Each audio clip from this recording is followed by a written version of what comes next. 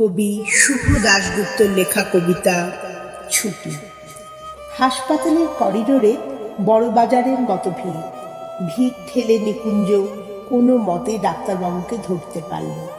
ফাঁসির আসামির মতো বিপন্ন বিধ্বস্ত নিকুঞ্জ মরিয়া হয়ে ডাক্তারবাবুর হাত দুটো চেপে ধরল। কিছু একটা করেন স্যার, আর 4 দিন হয়ে গেল আমার ছোট্ট মেয়েটা ওই নোংরা বারান্দায় পড়ে আছে। বড় ডাক্তারবাবু বিরক্ত হলেন। চারপাশে ভিড় করা হবু ডাক্তারের দল হই হই করে উঠল। পথ ছাড়ুন, স্যারকে যেতে দিন, বেডশিট এসব আমাদের দেখার কথা নয়, আপনি আসল জায়গায় যান। রুগী উপচে পড়া ভয়ঙ্কর নোংরা বারান্দায় অসংখ্য রোগীর ফিরে একটা ময়লা বিছানায় নিকুঞ্জের একমাত্র মেয়ে মামুনি শুয়ে আছে। ফ্যাকাশে মুখ, হাতে ফোটানো স্যালাইনের সুচ, চোখ দুটো ঢুকে গেছে কোটরে। জুতোর দোকানের সামান্য মাইনের কর্মচারী নিকুঞ্জ, তার আদরের মেয়ে মামুনির কঠিন অসুখ, ডায়ালিসিস করতে হবে, ডাক্তারের বিধান। নিকুঞ্জ গত 4 দিন উদ্ভ্রান্তের মতো ছুটছে। পাড়ার এমএলএ থেকে রাইটার্সের আমলাদের ঘর নিকুঞ্জ ছুটে বেড়াচ্ছে অপরাধীর মতো। ভিজিটিং আওয়ারের বিষণ্ণ বিকেলে 7 দরজায় টিপাটিক্কা সেরে ক্লান্ত নিকুঞ্জ একটা সস্তার কেক আর 2টো ছোট সন্দেশ কাগজের ঠোঙায় নিয়ে মেয়ের মাথার কাছে এসে বসে। সন্দেশ খাবি মামুনি? এনেছি, এই দেখ। যেন কোন গভীর অতল থেকে ক্ষীণ স্বরে মেয়ে বলে, বাবা আমার ছুটি কবে হবে বাবা, আমি বাড়ি যাব কবে বাবা? এইটুকু বলতে বলতে সে ঝিমিয়ে পড়ে। নিকুঞ্জ মেয়ের মাথায় হাত বোলায়, সন্দেশটা খেয়ে নে মা। সন্দেশ খাবো না বাবা, আমি আঙুর খাবো।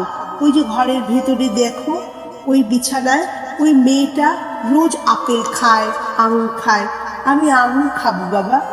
নিকুঞ্জ ভেতরের হল ঘরে শুয়ে থাকা ফুটফুটে মেয়েটিকে দেখে, তারপর ধীরে ধীরে বলে, আচ্ছা মা, কাল নিয়ে আসবো আঙুর। পাড়ার এমএলএ দয়ালু হাতে চিঠি দিয়েছে মন্ত্রী সিএকে, তিনি চিরকুট পাঠিয়েছেন আরেক আমলাকে। আমলা নোট পাঠিয়েছেন হাসপাতালের সুপারকে। কিন্তু গত কদিনে নিকুঞ্জের সমস্ত উদ্বেগ আর উৎকণ্ঠাকে তুচ্ছ করে সে নোট এখনো পৌঁছায়নি হাসপাতালে। নোট গেলে বিনা খরচে মামুনি ডায়ালিসিস করা হবে। নোট যায়নি, দিন চলে যাচ্ছে। রাইটার্সের ছুটি চলছে। গরিব নিকুঞ্জ সারাদিন মানুষের পায়ে জুতো পরায়। অন্য মনস্ক কাজে ভুল হয়ে যায় বারবার।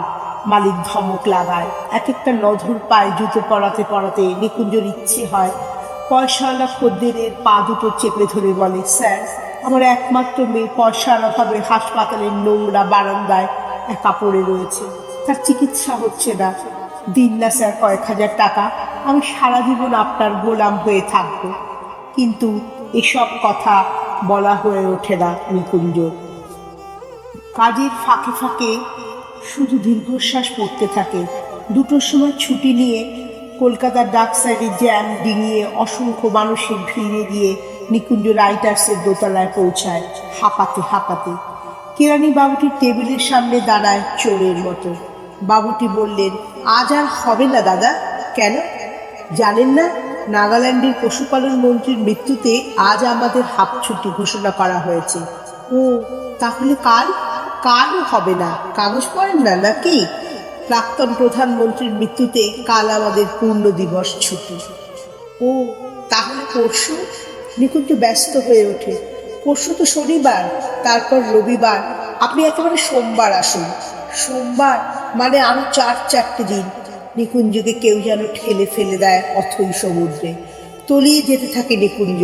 তলিয়ে যেতে যেতে বারবার তার কানে ভেসে আসে মামুনির ক্ষীণ কণ্ঠস্বর, বাবা আমার ছুটি কবে হবে বাবা, আমি বাড়ি যাব কবে বাবা? হঠাৎ নিকুঞ্জর মাথায় যেন আগুন জ্বলে ওঠে। দুর্বল অভুক্ত শীর্ণ শরীরে হঠাৎই যেন জেগে ওঠে ভয়ঙ্কর তেজ। রাইটার্সের বারান্দা থেকে ছুটতে থাকে নিকুঞ্জ। ভিড় টপকে দরজা ঠেলে বাইরে এসে ছুটতে থাকে সে। ছুটতে ছুটতে সোজা গিয়ে নিকুঞ্জ ঢোকে ডালাউসি পাড়ার প্রাচীন এক বন্দুকের দোকানে। আগুন জ্বলছে তখন নিকুঞ্জর মাথায়। ধূমকেতুর মতো দোকানে ঢুকে নিকুঞ্জ চিৎকার করে বলতে থাকে, আমাকে একটা বন্দুক দিন, যা থেকে হাজার হাজার গুলি বেরোবে, আমি সমস্ত প্রাক্তন নেতা মন্ত্রী কর্তাদের গুলি করে মেরে ফেলবো, সবাইকে একদিনে মেরে ফেলবো। তারপর সারা দেশে একদিনই রাষ্ট্রীয় শোক, একদিনই ছুটি। আর তারপর আমার মামুনির ডায়ালিসিস। দোকানে দারোয়ান ঘাড় ধরে নিকুঞ্জকে বের করে দেয়। নিকুঞ্জ ছুটতে থাকে, ছুটতে ছুটতে, হাঁপাতে হাঁপাতে হাসপাতাল। বুকের ভেতর তীব্র উত্তেজনায় হাতুড়ির ঘা, তবু সে ছুটতে থাকে দোতলার বারান্দায়। ততক্ষণ ভিজিটিং আওয়ার ক্ষয়ে ছোট হয়ে উঠেছে, অন্ধকার ঘনিয়ে এসেছে। সিঁড়ি দিয়ে উঠতে উঠতে বিড়বিড় করে নিকুঞ্জ, বলতে থাকে, মামুনি চিন্তা করিস না, আর মাত্র 4টে দিন। 4 দিন পরে রাষ্ট্রীয় শোক শেষ হলেই তোর চিকিৎসা হবে, তুই ভালো হয়ে উঠবি মা, কিচ্ছু চিন্তা করিস না।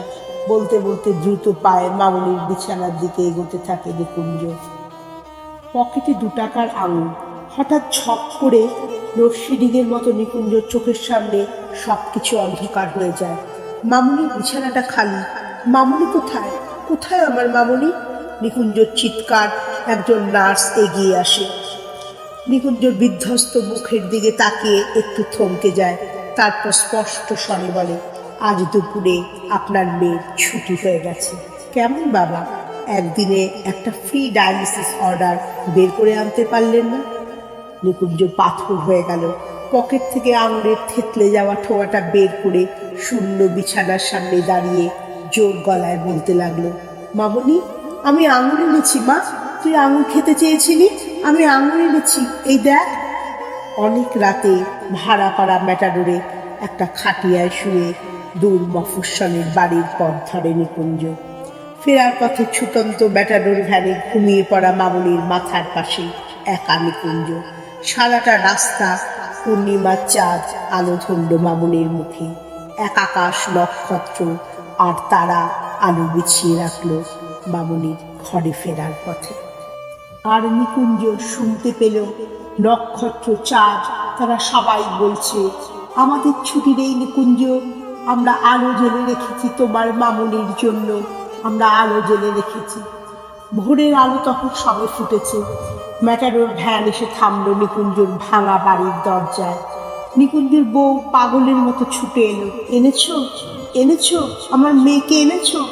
পাথর হয়ে যাওয়া নিকুঞ্জ তখন কান্নায় ভেঙে পড়ে, বারবার বলতে লাগলো, তোমার মামুনির ছুটি হয়ে গেছে, তোমার মামুনির ছুটি হয়ে গেছে, তোমার মামুনির ছুটি হয়ে গেছে।